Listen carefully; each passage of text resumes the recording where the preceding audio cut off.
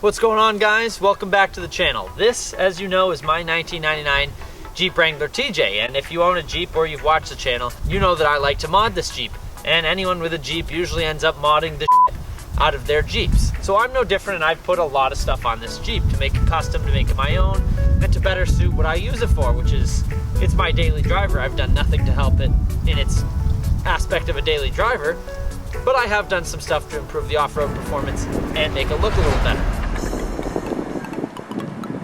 Now, about a year ago, I made a video highlighting all the mods that I had done to the Jeep up to that point. That included the bumper, the winch, light bar, the lift, the tires, stuff like that. Now, because that was a year ago, I've done many more things to the Jeep. And now I'm going to talk you through all the new mods that I have on my Jeep Wrangler TJ. Now, we actually begin the mods list right at the front of the Jeep with these LED headlights. Now, you could spend $500–600 on a set of JW speaker or KC Highlights headlights. Now, being a college student, I had no financial means to spending that much money on a pair of headlights. Now, the factory headlights on a Jeep TJ, yeah, they're not the best and they don't look the greatest, in my opinion anyway. So I put on these Amazon black housing LED headlights. Now, LEDs use less power. In my opinion, they look better. They have a wider range of light beam, and the black housing looks much better than the whitish yellow of the factory headlights. Now, moving on to the top of the Jeep, I do have a high lift jack. I have the Rugged Ridge high lift jack hood mounts. Those looked like they were the sturdiest. The other ones from Amazon were kind of cheap looking and they were kind of ugly in my opinion. The Rugged Ridge looked a little better. They looked a little bit stronger. So that's what I have holding this high lift jack to the hood. Now, I haven't been able to use the high lift yet. I'm actually hoping I don't have to use it, but in the event I do, it's easily accessible. But the one complaint I do have is the front is totally chipping and it's starting to rust. So I spent the extra money and got the actual high lift brand high lift jack, and it's already doing this, so I might have to reach out to them to see what the deal is. Maybe I just got a bad egg, but I'm not too impressed with the quality of it, and I haven't even used it yet. It's just sat here.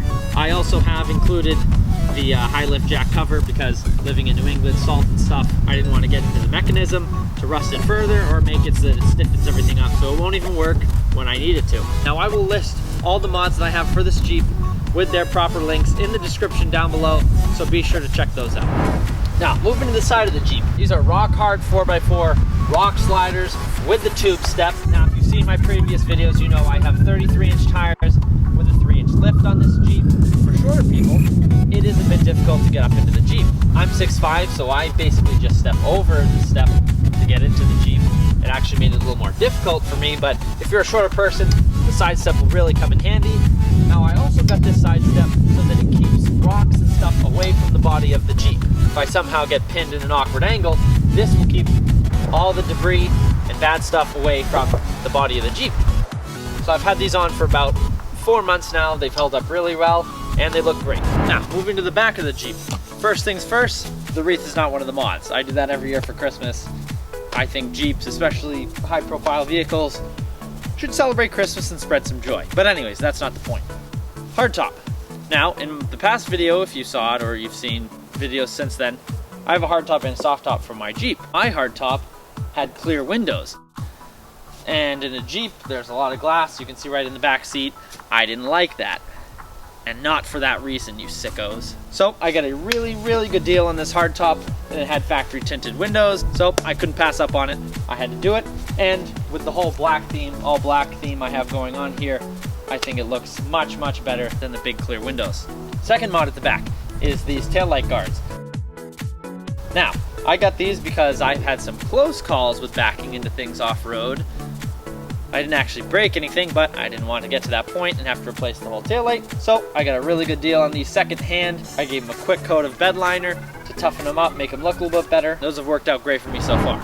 So now moving into the interior of the Jeep. If you watched my last video, you noticed I had these pillar lights up here to control my light bar and what used to be my pillar lights, but then I changed it to the reverse spotlights. For that, I really didn't have any interior mods at all. It was pretty bone stock in here. It had an aftermarket deck from when I purchased it, but other than that, it remained untouched. So as for mods here, I did do Quadratec front and rear floor liners. I've also installed a Kenwood KMR series Bluetooth radio. Now, this is actually made for a boat, but I figured, and in the Jeep, half the time I have the roof off, stuff comes in here, stuff is flying around, I wanted it to still be working when I got it covered in water and mud. So this thing has worked fantastic for me so far. Being a 99, this car has no aux imports, it has no USB inputs. So I got this radio because it has an aux input, it has a USB input, and it's Bluetooth, and you can connect 2 phones to it at the same time. The last interior mod I have in here is this WizGear phone mount.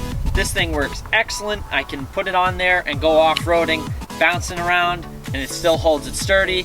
I actually have had no issues with it yet, and I've had it on there for almost a year. I apologize for the screwy audio. It's very windy out here in this field, so I kind of tucked into this little side trail to try to stay out of the wind, but I can still hear the wind howling through the trees, so I hope it didn't pick up too much on the video. So I want to thank you all very much for watching. I hope you enjoyed this list of the mods I have on my Jeep, and I hope it inspires you to mod and do some stuff to your Jeep Wrangler. Again, I will link all the parts that I have on this Jeep, all the mods, the upgrades, in the description down below. Thank you all very much for watching. I will see you in the next video. Happy motoring.